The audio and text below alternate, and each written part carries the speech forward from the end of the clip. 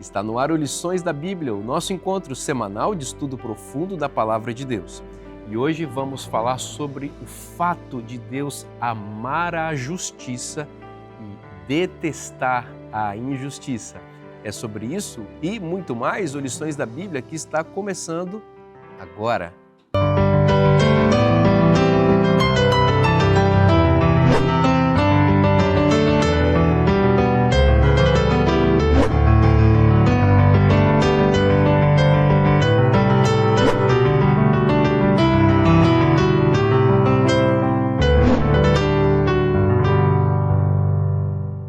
Nós já estamos juntos aqui, os meus amigos já estão à mesa conosco para a gente começar a conversar com você sobre a Palavra de Deus nesse tema tão especial que é o amor e a justiça de Deus. E hoje nós vamos conversar especificamente sobre o amor de Deus pela justiça e o ódio que ele tem contra a injustiça. Mas antes de falar do tema especificamente, naturalmente vamos relembrar quem são os nossos convidados dessa temporada. Aqui à minha direita, a professora Karina Prestes. Seja bem-vinda, Karina.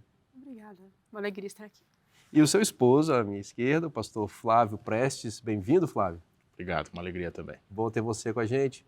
E aqui o pastor Emilson dos Reis, nosso amigo. Seja bem-vindo, pastor. Obrigado, me sinto muito abençoado em estar aqui e juntos estudarmos a Bíblia. Espero que os nossos telespectadores também sintam-se abençoados por Deus. Certamente. Pastor Emilson, ora para nós, por favor. Sim. Nosso Pai amado, mais uma vez aqui estamos orando ao Senhor, agradecidos por tantas bênçãos e cuidados e pedindo agora a iluminação do Espírito Santo para que nós possamos compreender Tua Palavra e tenhamos facilidade para expô-la também. Amém. Todos que participam desse estudo possam também conhecer a Tua Palavra, a Tua vontade, Teu amor e a Tua salvação e aceitar tudo que o Senhor tem feito por eles, em nome de Jesus. Amém. Pastor Emilson, Deus ama a justiça e odeia a injustiça. Essa é uma marca da religião bíblica presente tanto no Antigo quanto no Novo Testamento e é um diferencial em relação às outras religiões que coexistiam com a religião de Israel e, naturalmente, é uma diferença marcante entre o caráter do nosso Deus e o Deus dessas outras religiões, né? Sim. Quando a gente examina a Bíblia, já na primeira página é dito que Deus criou o ser humano à sua imagem e semelhança. Mas como o ser humano, usando a liberdade, se afastou de Deus, se rebelou contra ele, com o tempo acabou fazendo deuses à sua imagem. Então, no passado havia muitos deuses e hoje também. De fato, hoje há mais de milhões de deuses. Milhões. Na Índia, na China e outros lugares também. Esses países não são mencionados na Bíblia, porque a Bíblia trata de um povo que é o povo de Deus, que era o povo de Israel. E qualquer outro povo mencionado na Bíblia só é mencionado porque tem relação com Israel em algum momento. Então esses povos do Japão, da Índia, da China, assim por diante, não estão na Bíblia por quê? Porque não se relacionaram com Israel, não aparecem ali. Mas havia, naqueles dias dos tempos bíblicos, uma multidão de deuses, deuses cananeus, deuses romanos, deuses gregos também. E esses deuses eram fruto da imaginação das pessoas. E como as pessoas estavam corrompidas, imaginavam coisas terríveis sobre esses deuses aí. E faziam eles a sua imagem e semelhança. Então, aquele que gostava muito de beber, imaginou que tinha um Deus que gostava da bebida também. O outro gostava muito de sexo, tinha um Deus voltado para o sexo, e assim por diante, né? E esses deuses, na ideia deles, eram deuses instáveis, caprichosos. Esses deuses não amavam. Esses deuses não faziam justiça também. Pensavam somente em si, ou agradar a si mesmos, e exigiam tudo das pessoas, e eles não tinham um padrão fixo de comportamento na concepção deles, né? E exigiam coisas terríveis também. E a mensagem da Bíblia no Antigo e Novo Testamento é que o Deus único e verdadeiro, ele é bem diferente. Ele não é caprichoso, ele não é instável, é perfeitamente estável. Ele tem um grande número de atributos, os atributos, eles se mesclam e estão sempre juntos na pessoa de Deus. Deus não é, por exemplo, em um momento amor e no outro momento é ira ou justiça. Deus é sempre tudo ao mesmo tempo. É claro que em certo momento em um relato está destacando mais um atributo, em outro, mas ele sempre é um todo, né? E esse todo envolve sempre também amor e justiça para com os seres humanos. Excelente. Karina, eu imagino você, como arqueóloga, já tenha tido contato com essas religiões antigas e presenciado, do ponto de vista arqueológico, né, algumas coisas que evidenciam, inclusive, o que o pastor Emilson acabou de dizer e tornam ainda mais destacada essa compreensão tão ruim que nós temos a respeito dos outros deuses, né? Isso. É interessante que o Deus de Israel, ele é o Deus da vida, o Deus do amor, e como decorrência do seu amor, ele é o Deus da vida. Mas não é assim com os outros deuses. Uma vez eu estava escavando na Sicília, que é ao sul da Itália, e tem uma ilha que é 10 minutos de barco de Sicília, uma ilha menorzinha, que se chama Mózia. E nessa ilha tem a ocupação de alguns povos cananitas. E lá, quando eu estava passeando na ilha, tem várias ruínas arqueológicas do período dos israelitas, do período do ferro, do bronze. E ali, a gente passeando, quando a gente estava nesse assentamento desses cananitas, que até a escrita deles é muito parecida com a escrita do hebraico antigo, paleo-hebraico, tinha um cemitério, estavam escavando um cemitério. Ai, que legal! Falei, eu sou arqueóloga, a gente escava aqui na Sicília, posso dar uma olhada? E quando eu fui olhar do que era esse cemitério, era cemitério de bebês. Os ossos eram desse tamanho assim. Então aquilo me cortou o coração. Então aquilo mostrou, a arqueologia mostrando a prática deles de sacrificar bebês para esses deuses, que para acalmar esses deuses, para agradar esses deuses, tinha que ter sacrifício humano de bebezinho, enquanto Deus de Israel, Deus da vida, odeia a morte. Para Deus, a morte é o último inimigo a ser vencido. E esses deuses, eles precisavam de morte para serem acalmados. Tem um elemento interessante também nessa história dos deuses antigos, que além da imaginação deles, né, permear e ser, né, distorcida em relação a essa questão, existia um outro elemento também sobrenatural que estava presente, que é muito convincente, né? Quando existe uma manifestação sobrenatural, isso acaba convencendo a pessoa, né, da realidade da questão. E a Bíblia interage com isso, alertando, né, para os israelitas não se envolverem com essas práticas sobrenaturais, porque eles estariam lidando com forças inimigas, né?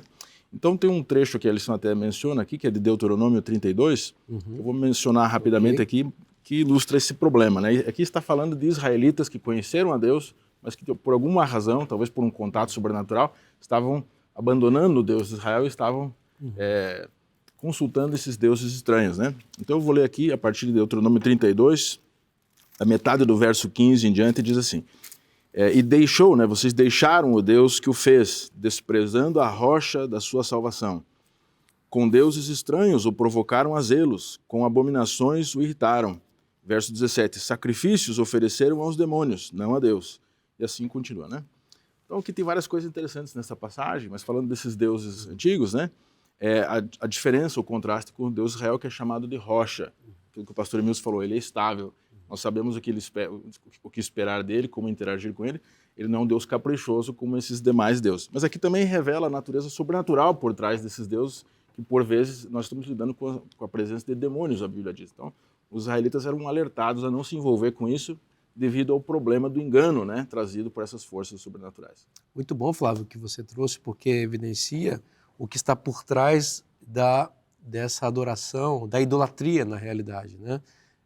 São demônios, né, anjos caídos, que enganam os seres humanos e, como o pastor Emilson diz, fazem com que os seres humanos criem divindades à sua própria imagem, né? Mas em realidade reproduzindo a imagem do inimigo de Deus, né? Agora, vamos avançar no nosso estudo, porque existe um perfeito equilíbrio na Bíblia entre o amor e a justiça quando a gente olha para o caráter de Deus. Não são coisas que estão de forma antagônica ou separadas em Deus. O pastor Emilson colocou isso muito bem. Deus revela-se de forma integral e não está ao sabor dos caprichos e das circunstâncias e das condições para que ele coloque uma coisa ou outra, embora os momentos exigem aspectos diferentes do seu caráter integral, né? Como a gente pode biblicamente enxergar isso, né? Amor e justiça integrados em Deus, Flávio? Começamos com você. Acho que você introduziu bem, porque nós, na cultura contemporânea, às vezes separamos essas coisas, né? Vou ser amoroso, agora vou ser justo, como se fossem coisas separadas. Mas a Bíblia trata esses assuntos de forma integrada. Então, um texto que nós podemos mencionar aqui para ilustrar isso é o Salmo 33, verso 5, né, que diz o seguinte: o Senhor ama a retidão e a justiça, do aspecto da justiça, né? E a segunda parte do verso diz: a terra está cheia do seu constante amor. Então veja que, para o autor bíblico, o amor e a justiça andam juntos, né? E eu gostei, né, pensando no assunto, refletindo sobre o assunto, nós temos aqueles que têm acesso ao auxiliar do professor, o professor Adriano Mille, que fez comentários sobre a lição, ele explicou de maneira bem sintética, isso eu achei interessante. Ele comenta que o amor sem justiça significa ser conivente com o mal. Esse que é o problema, você não pode retirar a justiça porque você está permitindo que o mal avance, e isso traz dano, né, e sofrimento. E a justiça sem o amor consiste em legalismo frio. Então, por isso que é importante integrar as duas coisas, né? Precisa ter os dois juntos para que realmente o amor e a bondade floresçam, né? Existe um aspecto na antiguidade também, trazendo da arqueologia um pouco mais, que é muito interessante, que hoje nós temos essa divisão entre igreja e Estado, né? Mas é um negócio, essa divisão é posse e a forma.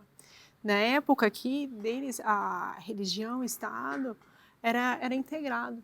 Então, muitas vezes a gente vê a religião como amor e a justiça, né, a religião como essa parte, o amor, parte da religião, e a justiça como parte do Estado. Mas na antiguidade era tudo junto. Se você for ver, era o profeta Elias que foi lá e falou com Davi, repreendendo ele. Então, era integrado. Então, a justiça na antiguidade também era conectada com a religião, com o amor. E aí entra a teoria do pêndulo. Então, para ilustrar, se eu tivesse aqui pendurado no teto uma corda e um peso aqui, e eu levasse esse peso 1 metro, quando eu solto, o que acontece? Ele não vem só para o meio, ele vai 1 metro para lá. Se eu levo 2 metros para cá, ele vai 2 para lá, e assim por diante. Quando vai no extremo, solta e vai para o outro extremo. Então, isso funciona algumas vezes para nós seres humanos. Quando nós vamos muito para um lado, um extremo de alguma coisa, vai ficar lá um certo tempo. Depois, quando ele voltar, vai para o outro lado. Então, no meio cristão, isso há muito tempo, houve muita ênfase em inferno, juízo, castigo. E até os filmes, de vez em quando, trazem antigamente como que era, zombando dos pregadores, né? Porque enfatizavam muito esse aspecto aí. E hoje em dia nós somos para o outro lado. Já faz dezenas de anos que estamos do outro lado. Então, ninguém mais fala hoje em justiça, juízo, castigo, inferno, tormento. Todo mundo só fala em amor, graça, misericórdia, bondade, benignidade. Então, quem estava certo? Eles lá, daquele lado, ou nós hoje aqui? Todos estão errados. Porque na Bíblia, mensagem da Bíblia do Antigo e Novo Testamento, sempre aparecem as duas coisas juntos. E eu até podia ilustrar aqui, lendo 3 passagens rapidamente, de 3 dos grandes apóstolos. O apóstolo João, o apóstolo Paulo, o apóstolo Pedro. Por exemplo, João aqui, ó. João capítulo 3, no verso 16.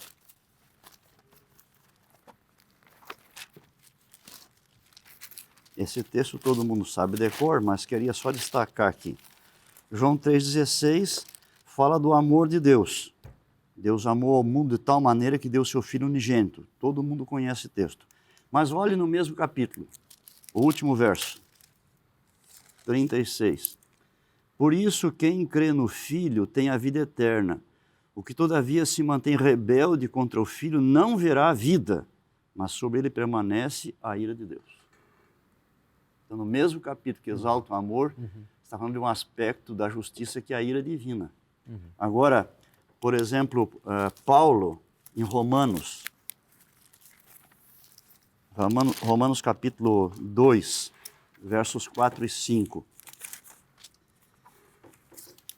ele argumenta dizendo assim: ou desprezas a riqueza da sua bondade e tolerância e longanimidade, ignorando que a bondade de Deus é que te conduz ao arrependimento? Isso aqui é o amor de Deus, seus aspectos. Mas continua, verso 5. Mas segundo a tua dureza e coração impenitente, acumulas contra ti mesmo ira, para o dia da ira, da revelação do justo juízo de Deus. Aqui estão os dois aspectos também. E podemos ir para o outro, terceiro grande apóstolo, que é Pedro. Na segunda carta de Pedro, nós encontramos aqui, por exemplo, o verso 7. Diz assim, Capítulo? capítulo 3, vamos ver o verso 9. 2 Pedro 3, 9. Não retarda o Senhor a sua promessa, como alguns a julgam demorada. Pelo contrário, Ele é longânimo, esse é um aspecto do amor, para convosco, não querendo que nenhum pereça, senão que todos cheguem ao arrependimento. É um aspecto do amor. 2 versos antes, verso 7. Ora, os céus que agora existem e a terra, pela mesma palavra, têm sido entesourados para fogo, estando reservados para o dia do juízo e destruição dos homens ímpios. Então, você tem aqui 3 exemplos de tantos que há na Bíblia. Os 3 grandes apóstolos. Você tem aqui, então, João, Paulo e Pedro. A mensagem do Evangelho sempre é essa, tem que falar do amor de Deus, mas junto à justiça. As boas novas de salvação, mas quem rejeita o sangue de Jesus não vai ter salvação. Não é? Então, a nossa mensagem do Evangelho, que tem que ir avante, não é só amor, graça, misericórdia e perdão. Tem que haver também esse aspecto da justiça divina, porque Deus, Ele é amoroso, mas Deus é justo também. E as duas coisas vão na Bíblia sempre juntas. Em termos de esclarecimento para os nossos telespectadores, quando a gente fala de amor, a gente sabe muito bem o que significa, às vezes, né? Mas, em geral, a gente tem uma noção do que seja amor. Mas o que é a justiça de Deus? A Bíblia apresenta essa palavra com significados diferentes e amplos, né? Quando a gente fala que Deus é justiça, o que a gente quer dizer com isso? Que Deus... Eu vou explicar um pouco mais a resposta. É apenas que Deus vai fazer juízos no sentido de punições, ou que Deus ele ama uma prática correta, íntegra, honesta, que favoreça as pessoas e dê às pessoas o que é justo, o que é direito? Ele tem um padrão. Então, Ele segue esse padrão e Ele espera que os seres criados à sua imagem sigam esse padrão também, né? Agora, a justiça tem vários aspectos. O aspecto que nós mencionamos é o extremo, que é o juízo, a ira. Não é só isso, mas faz parte disso também da justiça divina. Excelente explicação para a gente entender o que é a justiça, porque a justiça de Deus, Ele espera que ela seja também transferida para nós. Então, Deus ama a justiça no sentido de que Ele tem um caráter íntegro e Ele trata as pessoas com integridade e com justiça e espera que os seus filhos também reflitam esse caráter no trato com as outras pessoas também. Lamentavelmente, o pecado traz a injustiça e faz com que os seres humanos, que são pecadores, acabem espelhando em seu comportamento a injustiça. E isso estarta em Deus o seu senso de justiça, que provoca punição para aqueles que recrudescem na injustiça, tratando os outros de forma injusta, né? Nós vamos fazer um intervalo agora, bem rapidinho, para a gente continuar estudando esse tema no próximo bloco.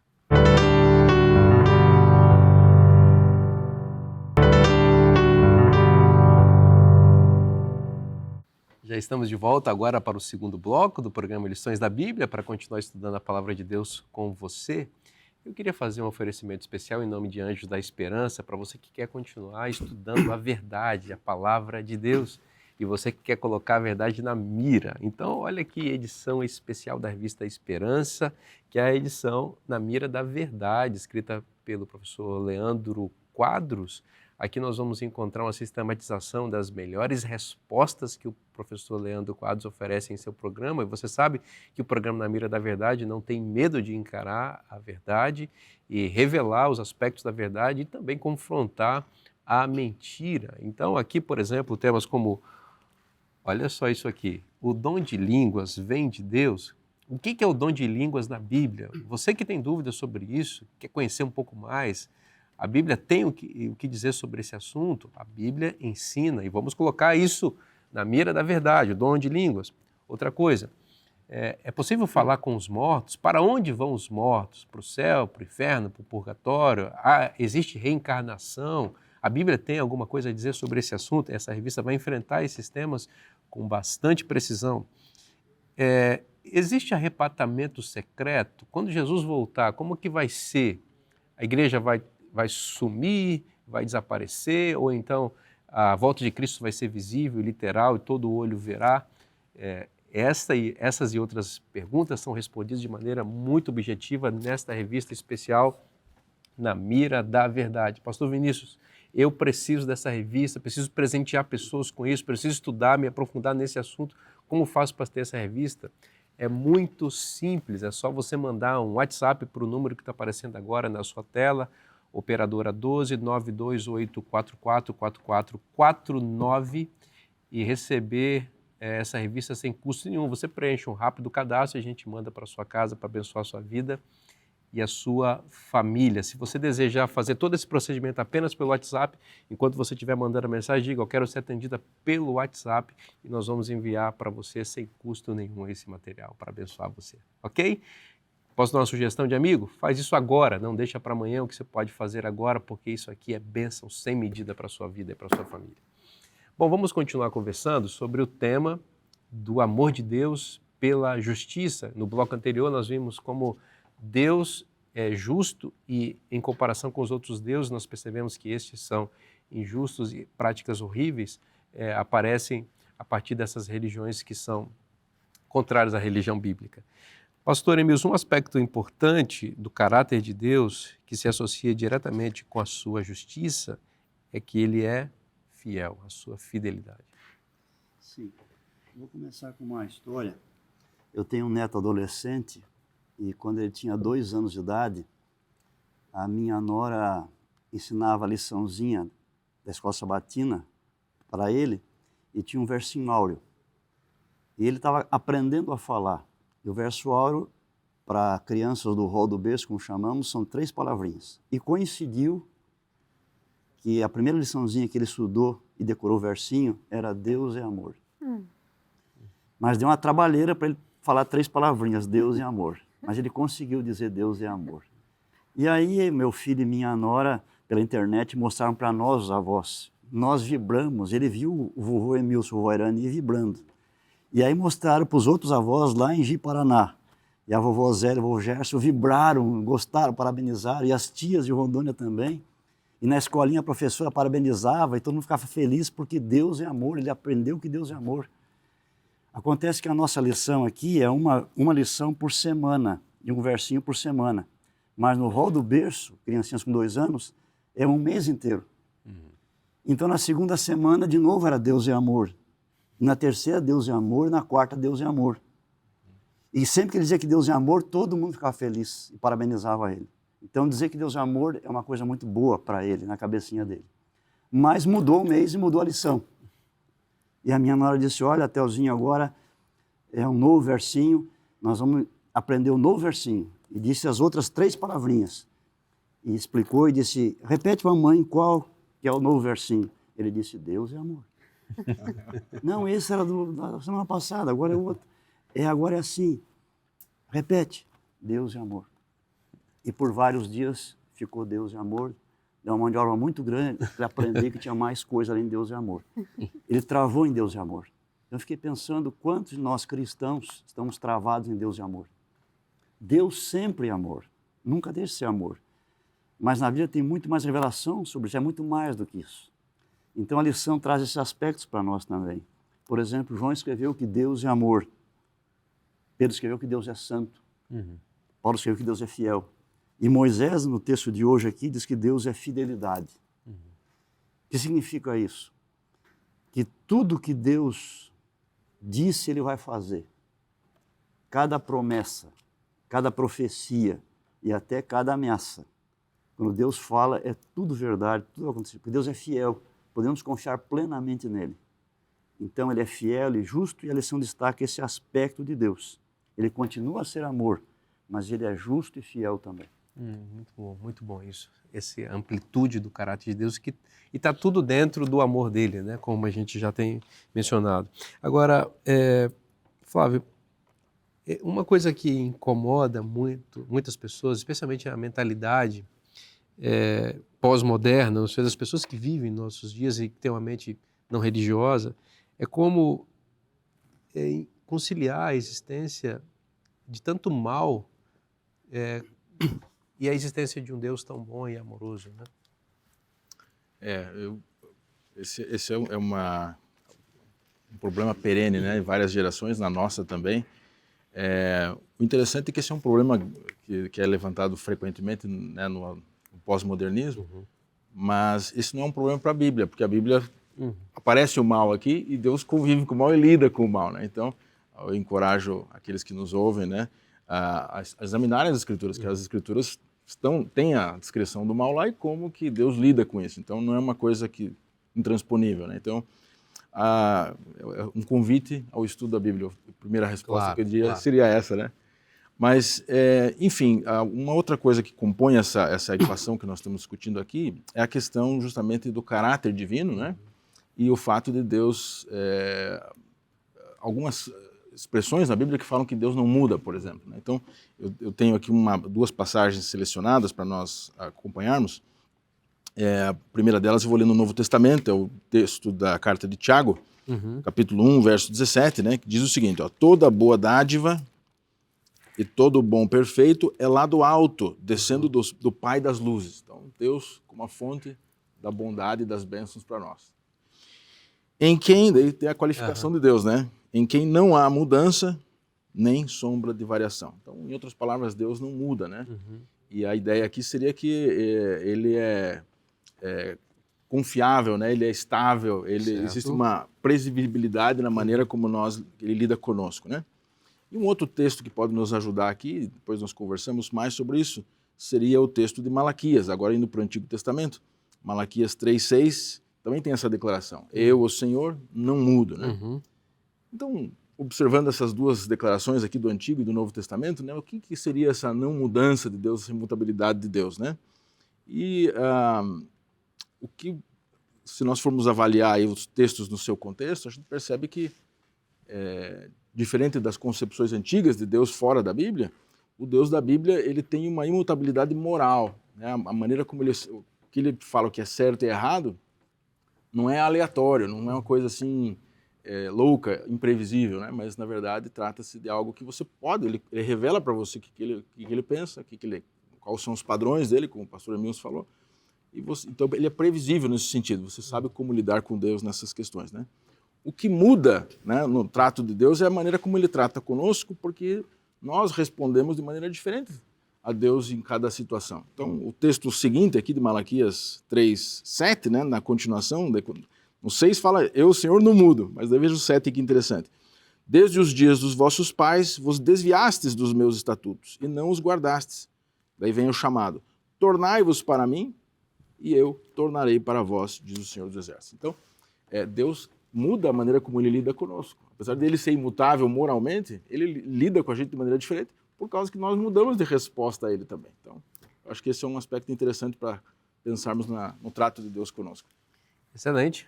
É interessante que esse elemento que Deus é bom está no começo da Bíblia, capítulo 1. Porque retrata a obra de Deus. Depois de cada dia, Deus fala que era bom. E a obra do artista retrata o caráter e a mente do artista. Então, a criação de Deus era boa e no final é muito boa. Então, Deus é bom, muito bom. O caráter dele é bom. É muito bom a gente lidar com pessoas constantes. A gente sabe o lado dessas pessoas e a gente sabe o que esperar dessas pessoas. Ao mesmo tempo, é terrível você lidar com uma pessoa que um dia está de um jeito, outro dia ela está de outro. Um dia ela quer uma coisa, outro dia ela quer outra. Você não consegue se programar para poder lidar e relacionar com alguém. É muito estressante e é muito inseguro. Então, quando a Bíblia revela e afirma que Deus não muda, e ele mesmo diz, eu sou o Senhor, eu não mudo, ele está transmitindo uma segurança para os seus seguidores. Olha, vocês podem saber sempre o que esperar de mim. Não significa isso, porém, que Deus seja um ser estático, impassível no sentido de que ele não tenha emoções ou que ele não interaja ou reaja diante das nossas ações e decisões. Deus é uma pessoa, já trabalhamos muito bem isso. E as pessoas, elas têm desejos, elas têm vontades, né? Elas agem, elas têm sentimentos. Então, o que a Bíblia quer destacar é isso, até porque nós vamos encontrar, e vamos falar um pouco mais sobre isso ainda, Deus aparentemente mudando posicionamentos circunstanciais em função de escolhas que seus filhos fizeram. Não é? Então, até a expressão, pastor Emílio, que a gente pode, quem sabe, não sei se você já quer avançar agora, com arrependimento divino. Né? Não, além disso aí, às vezes parece que Deus está mudando, mas só parece. É como quem vai construir uma casa ou um prédio. Ele começa a fazer as coisas, mas algumas são provisórias. Mas foram planejadas assim, as escoras, estacas, andaimes, não vão ficar para sempre ali. É só até uma fase. Aquela fase completa, tira aquele negócio fora, segue avante. Então, a gente pode observar assim, no Antigo Testamento, quando alguém queria o perdão, o que ele tinha que fazer? Ele tinha que pegar um animalzinho, ir até o santuário, colocar em cima do altar, colocar a mão na cabeça, confessar os pecados, transferindo simbolicamente, pegava um cutelo, um facão, tirava a vida do bichinho. Agora o sacerdote do lado pegava o sangue, levava lá dentro do santuário, intercedia, né? Mas hoje não é mais assim. Quando nós pecamos, ninguém vai fazer isso aí. Porque Deus enviou o seu Filho e Jesus é um sacrifício, fez uma única vez, de uma vez por todas, para todo mundo, né? Então mudou? Sim, mas estava planejado que fosse assim. Até um certo ponto vai ser assim, até Jesus vir, o Cordeiro de Deus vir a esse mundo. Quando ele morresse na cruz, aquilo acabou, deixa de lado, agora vamos para frente. Então, parece que Deus mudou. Não mudou, não. É que é uma nova etapa do plano de Deus que foi concebido assim desde a eternidade. E uma outra coisa importante Deus não muda no seu caráter. Por que Deus não muda? Ele não pode mudar para melhor porque ele já é perfeito, nem para pior porque ele é santo. Então Deus é sempre o mesmo e ele é plenamente confiável. Por exemplo, a história do profeta Jonas em Nínive é um caso interessante para a gente pensar na imutabilidade do caráter divino e, ao mesmo tempo, na alteração de um juízo dele em função de uma escolha humana. Né? Veja, a mensagem do profeta era: em 40 dias a cidade será subvertida. E o Jonas estava bem satisfeito com essa mensagem, ele gostaria que isso realmente acontecesse. Porém, essa mensagem escatológica, né, profética, até de tempo, uma profecia de tempo, né, 40 dias, ela resultou num arrependimento daquelas pessoas, o que resultou também na mudança ou no adiamento do juízo divino para aquelas pessoas, porque houve arrependimento. Então, veja, existe uma constância no caráter de Deus. Qual é? Deus é amor, Deus é bondade, Deus é justiça. E isso não muda nele. Agora, se as pessoas mudam a sua percepção a respeito dele, da vida e das coisas, Deus está disposto também a alterar seus juízos em tempo de porta da graça aberta, é bom dizer isso, né? Para que aquelas pessoas também sejam beneficiadas com o seu amor. Né? Muito curiosa esse equilíbrio entre a imutabilidade do caráter de Deus, como você destacou bem, imutabilidade moral, e ao mesmo tempo esse relacionamento e interação de Deus com as suas criaturas. Né? É interessante também que, às vezes, algumas pessoas têm alguma dificuldade de continuar confiando em Deus quando as coisas vão mal. Quando tem uma dificuldade grande na vida, às vezes as pessoas têm dificuldade de louvar a Deus. Será que é possível louvar a Deus nesses momentos? Me veio à cabeça a história de uma senhora, eu vou falar o nome dela porque ela fala essa história abertamente, Janet Page. Ela trabalhou, não sei se ainda trabalha na Associação Geral, lá nos Estados Unidos. Ela falou que ela era casada, tinha um bebezinho de 2 anos e o marido dela tinha ido correr e daí foi pular na piscina enquanto ela estava terminando o almoço. Daí ela falou pro bebezinho dela: vai chamar o pai lá na piscina. Aí o bebezinho voltou e falou: o papai está para baixo e não volta para cima. O papai está para baixo e não volta para cima. Ele faleceu. E foi muito difícil para ela, viúva, com uma criança pequena, o que ela vai fazer? E ela não conseguia entender por que Deus fez isso com ela.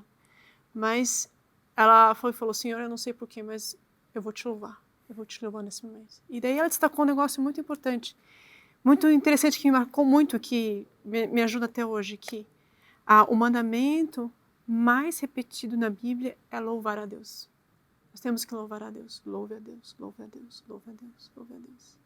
Então, não importa o que, o louvor é poderoso. Tem que louvar a Deus e o louvor vem dessa confiança que Deus é bom, não importa a circunstância. A gente não vai entender, tem algumas coisas que a gente nunca vai entender, mas ainda assim, Deus é bom. Existe o mal na Bíblia retratado de maneira circunstancial, ele é temporário, né? E a fé bíblica é uma fé que espera no porvir. Deus vai restaurar todas as coisas. Então, ainda que a gente passe por problemas intransponíveis nessa vida, nós temos a esperança que Deus restaurará a vida, os nossos queridos serão restituídos e poderemos nos reencontrar novamente, né? Então, essa esperança vê além do sofrimento imediato, né? Então, acho que a Bíblia está nesse aspecto, a fé bíblica é nesse sentido. As circunstâncias da vida jamais podem tirar os nossos olhos do amor e da bondade divina. Satanás, ele está sempre, em todo momento, querendo tirar a nossa atenção do amor de Deus, usando as coisas ruins que acontecem na vida. Mas, independentemente do que aconteça, saiba que Deus é amor e Ele continua amando você. Nós vamos fazer um intervalo bem rapidinho agora, para a gente continuar estudando esse assunto tão importante no próximo bloco. Não saia daí.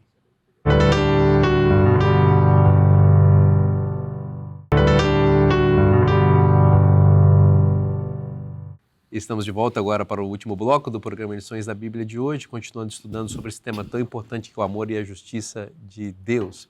No bloco passado a gente viu o caráter de Deus que não muda, né? Porque Deus é amor e é bom constantemente, em todo o tempo e em qualquer circunstância da vida. Nós vamos continuar conversando aqui, pastor Emilson, porque ao mesmo tempo que Deus não muda, Ele é constante ao todo tempo, nós vemos em várias citações bíblicas Deus alterando seus juízos em função de arrependimentos, de mudança de postura de pessoas. O que leva a gente a perceber que a gente precisa estudar um pouco mais o caráter de Deus. Eu sei que o senhor foi professor dessa disciplina há muito tempo, ajuda a gente a entender um pouco mais sobre Deus nesse sentido aqui. Os deuses das mitologias aí antigas e também atuais, eles não são nenhum deles onipotentes, onipresentes, oniscientes, eles são deuses de um aspecto da geografia, de um determinado lugar, de outro lugar, cada um comanda um pedaço da terra, digamos assim, e cada um também está vinculado a alguma força da natureza, um em relação ao sol, outro em relação à tempestade, outro em relação à chuva, à fertilidade, assim por diante, né? Mas o nosso Deus é diferente. Agora, Ele domina todo o nosso planeta. Só que eu penso que a gente deve raciocinar assim. Deus, Ele não criou só o planeta Terra. Deus criou o universo. E a Terra no universo é um grãozinho de poeira. É menos do que nada. Então, cientistas dizem que o nosso Sol que aparece aí, se ele fosse uma bola oca, caberiam nele 1.300.000 terras. E o nosso Sol é considerado uma estrelinha de quinta grandeza, de quinta categoria. Quer dizer, o universo é tremendo, né? Uma das maiores estrelas, não é a maior que já descobriram, mas é uma das maiores, é a Canis Majoris. Ela é tão grande que se a gente estivesse nesse momento nela e pudesse tomar um avião para dar uma volta nela apenas, a 1.000 km por hora, que é mais do que um voo comercial utiliza aí, nós embarcaríamos hoje e completaríamos uma única volta daqui a 1.100 anos. Uau. E essa é uma estrelinha das que Deus criou. Então a Terra não é nada, no meio de tudo isso aí. Será que Deus criou seres inteligentes e morais à sua imagem somente no planeta Terra? É razoável pensar que não. Então, quando Deus criou seres inteligentes, Ele criou esses seres para que Ele pudesse amar e receber amor, ter essa relação, como criou na Terra também. E criou os anjos no céu também assim. O que acontece? Como Ele criou todos esses seres, sabe lá quantos, em quantos lugares, em liberdade, em qualquer lugar do universo pode pipocar uma ideia diferente de Deus. Ele fazer diferente do que Deus planejou, pensou e apresentou. Então, na minha compreensão, Deus fez assim. Deus deixou que o primeiro que fizesse diferente continuasse, para que o restante pudesse ver. E não compensa fazer diferente do que Deus está estipulando. Então, começou no céu. com Lúcifer. Mas ele tem que ter uma geografia para mostrar o seu poder, tem que ter um espaço para mostrar a sua liderança, o que ele pretende, né? E aí, quando ele foi tentar os planetas, tentou a nossa Terra aqui primeiramente, os nossos pais caíram em pecado. E o domínio que estava nas mãos do homem foi praticamente entregue para Satanás. E Jesus chamou de o príncipe deste mundo. O Adão era o príncipe do mundo, né? Governando como governador de Deus. Mas agora, pelo seu pecado, foi passado para Satanás, é o príncipe deste mundo. Então Deus está deixando o mal mostrar o que ele é. A tristeza, a desgraça, a dor, o sofrimento, a morte. E todo o universo pode contemplar o que acontece quando as pessoas fazem diferente do que Deus estipulou, de como ele criou. Então Deus não está pensando no micro, está pensando só em mim, em você, no telespectador, na minha cidade, na minha igreja, no meu país, no meu planetinha. Deus está pensando em todo o universo. Então eu penso que isso ajuda a explicar alguma coisa sobre o bem e o mal, por que Deus está deixando continuar. Quando tudo ficar bastante claro, Deus vai pôr um fim a essas coisas todas, e o universo todo vai voltar à perfeição que era quando Deus o criou. Excelente explicação, pastor Emilson. Até porque quando Deus cuida do macro, como o senhor explicou, o micro também é beneficiado. Porque se Deus cuidasse só dos meus interesses, ele prejudicaria você e todo o resto do universo. Quando Deus cuida do macro, ele ao mesmo tempo está cuidando de todo mundo. Naturalmente nós somos muito imediatistas, né? Nós queremos que os nossos problemas sejam resolvidos de agora, para amanhã, e já, porque as coisas doem, o sapato aperta no nosso calo e a gente quer resolver imediato. O Wi-Fi não funciona, a gente já quer trocar a operadora, As coisas são assim, nós somos imediatistas, mas Deus, como o pastor Emilson disse, é como se ele estivesse pilotando um grande transatlântico, e não se dá cavalo de pau em transatlântico. A coisa tem um plano, tem uma métrica segura para poder seguir, e ele sabe onde vai chegar. E nós somos beneficiados por isso. Excelente. Tem uma vez eu ouvi uma expressão que eu gostei muito nesse contexto, que Deus é o mestre estrategista. Então, ele quer o bem final. E ele sabe o que fazer com cada um, que é o melhor para cada um. Por mais que não é o bem no momento que eu queria nesse momento, mas é o bem final. No final vai dar tudo certo. E é isso não só para uma pessoa. Ele consegue, na sua onipotência, fazer com que uma coisa que aconteça seja o melhor para todas as pessoas da região envolvidas e para o universo inteiro. Então, eu gosto muito dessa figura de Deus sendo mestre. Um outro aspecto também é que é muito comum a gente confiar no amor de Deus, no poder de Deus, mas não na sabedoria de Deus. Nós achamos que somos mais espertos que Deus. Se eu fosse Deus, eu ia fazer diferente, eu ia fazer assim. Né? E a Bíblia está cheia de relatos para mostrar como Deus é sábio. Eu estou lembrando de um aqui agora, quando Jesus foi curar o endemoniado gadareno. É interessante que os demônios fizeram um pedido para Jesus. Deixa a gente ir lá nos porcos. Jesus disse, legal, pode ir. Daí, quando os demônios entraram nos porcos, jogaram tudo naquele mar lá, morreram 2.000 porcos. Quem cuidava dos porcos foi às cidades ao redor, avisou, aquele povo veio. Nunca tinham visto Jesus, não tinham ouvido Jesus, nada. Só sabiam uma coisa, esse homem aí dá prejuízo financeiro, 2.000 porcos lá. E disseram, um outro pedido para Jesus, né? Dá para o senhor ir embora daqui? Não queremos o senhor aqui, não. Fui. Quando Jesus começa a entrar no barco para voltar, aquele único que fora curado por Jesus, que agora cria nele, disse assim, senhor, eu posso ir junto? Não. Para os demônios, sim. Para quem não cria nele, sim. Para quem cria nele, não. Parece a nossa vida de vez em quando, né? E Jesus foi embora e só abençoou aquela pessoa.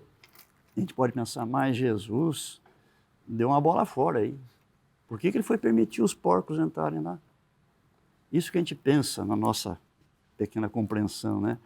Mas se a gente continuar a ver o relato de Marcos, o episódio que eu contei está em Marcos 5, lê um pouco depois ali, o que marcou aquelas pessoas naquela região foi a morte dos porcos. Essa história rodou toda aquela região, toda Decápolis, 10 cidades. Mas junto com a morte dos porcos ia, mas por que morreram? Tem um homem chamado Jesus, o que ele fez? Ele curou lá o louco do cemitério, lembra? Pois é, ele curou aquele camarada lá e tal. Então o nome de Cristo foi de carona. E semanas depois, quando Cristo voltou àquele mesmo lugar, todo mundo queria saber quem é Jesus. E foi ali que ele fez a segunda multiplicação de pães para 4.000 homens, fora mulher e crianças. E quanta gente ele curou e abençoou.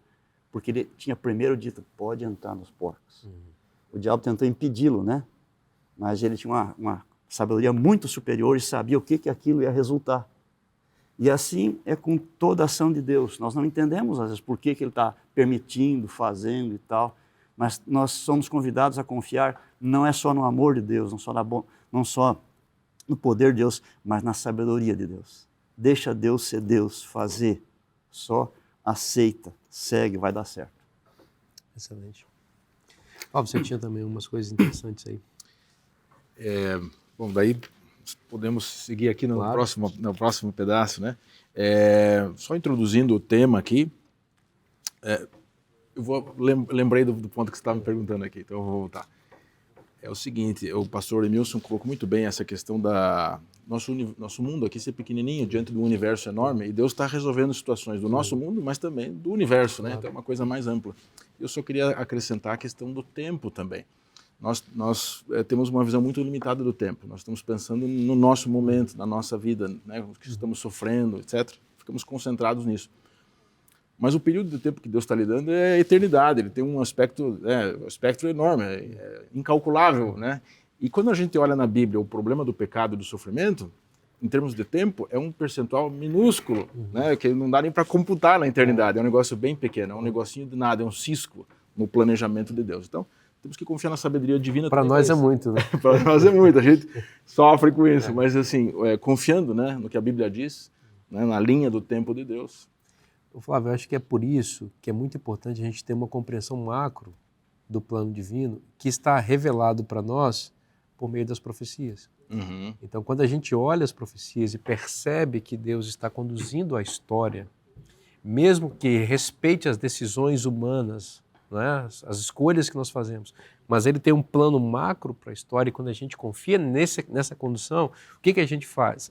A gente se ajusta ao plano divino, se alista em seu exército e confia no que ele está fazendo, mesmo sabendo que enquanto esse grande conflito não termina, nós estamos sujeitos às intempéries da vida, aos problemas, ao sofrimento, às circunstâncias ruins, mas isso não muda quem é Deus, não deveria mudar a nossa percepção a respeito dele, do seu amor, da sua justiça, da sua bondade, e deveria nos ajudar, nos fazer a confiar de que o plano de Deus vai se cumprir em termos finais, ou seja, Jesus vai voltar, vai dar fim à morte, ao sofrimento, à dor, e se eu estiver do lado dele, confiando nele, quando tudo isso acontecer, eu vou ter o galardão que ele oferece para aqueles que creem, né?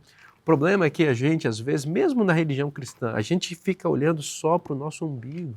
A gente só olha para as nossas crises existenciais, transforma a religião num consultório apenas para resolver problemas que são nossos e esquece que Deus está conduzindo a história. Eu repito, é por isso que é importante termos uma religião que olha para o macro, e uma das maneiras de olhar isso é por meio das profecias, né? Eu gosto de, nesse macro, eu estava dando uma vez aula para os meus alunos sobre Jó, sobre a história de Jó, né? E eu acho que é um pequeno exemplo da história da humanidade. Jó tem um relato no começo do livro que a vida dele era muito boa. Tenho a impressão que ele é o homem mais feliz que existe na Terra, ele é o homem mais rico e, por consequência, mais influente que tinha. E ele adorava a Deus, os seus filhos adoravam a Deus, a sua família se dava bem. De repente aconteceu um problema e passou por um período de provação. Mas depois Deus restituiu, e foi uma provação que não é necessária. Ele não tinha nada, ele não fez nada de errado com isso, mas... ele não causou isso. Não né? causou isso. Mas teve um período difícil na vida dele. E no final, se você for ver, tudo é restituído em dobro para ele. E eu acho que mais ou menos assim com a história da humanidade. Se você for ver a Bíblia, no começo, Gênesis 1 e 2, é feliz. Eles são felizes, é perfeito. Estamos passando de Gênesis 3 a Apocalipse 20, um período de dificuldade.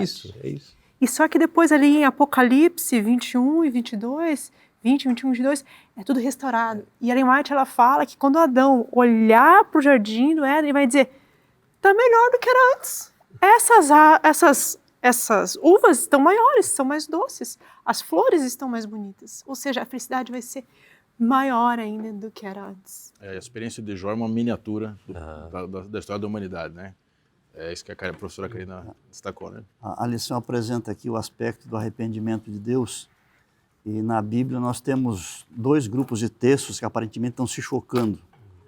Porque um grupo de textos diz que Deus se arrepende e outro grupo diz que Deus não se arrepende. Como que é esse negócio, né? Mas na Bíblia nós temos alguns textos que mostram bem claro o procedimento de Deus. Tem um texto que fala como ele procede em relação às nações e outro em relação aos indivíduos. Eu gostaria de ler esses textos aqui. Então... Pode ler um texto pelo menos, pastor? Um texto.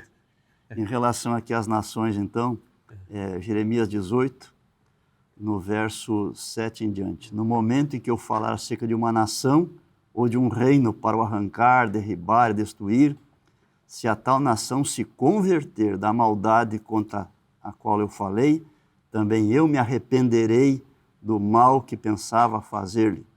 E no momento em que eu falar acerca de uma nação ou de um reino para edificar e plantar, se ele fizer o que é mal perante mim, não der ouvidos à minha voz, então me arrependerei do bem que eu houvera dito lhe faria. Deus está dizendo como é que ele procede. Ele é estável, mas aqui está a orientação dele. E outro momento você citou Jonas e Nínive. É um exemplo claro desse fato aqui, né? Excelente, pastor Emilson. É muito bom a gente saber que Deus está conosco, que Ele cuida de nós e essa verdade está na Bíblia. E se está na Bíblia, é bom para você. Eu te espero na próxima semana. Que Deus te abençoe. Muito forte abraço e até lá.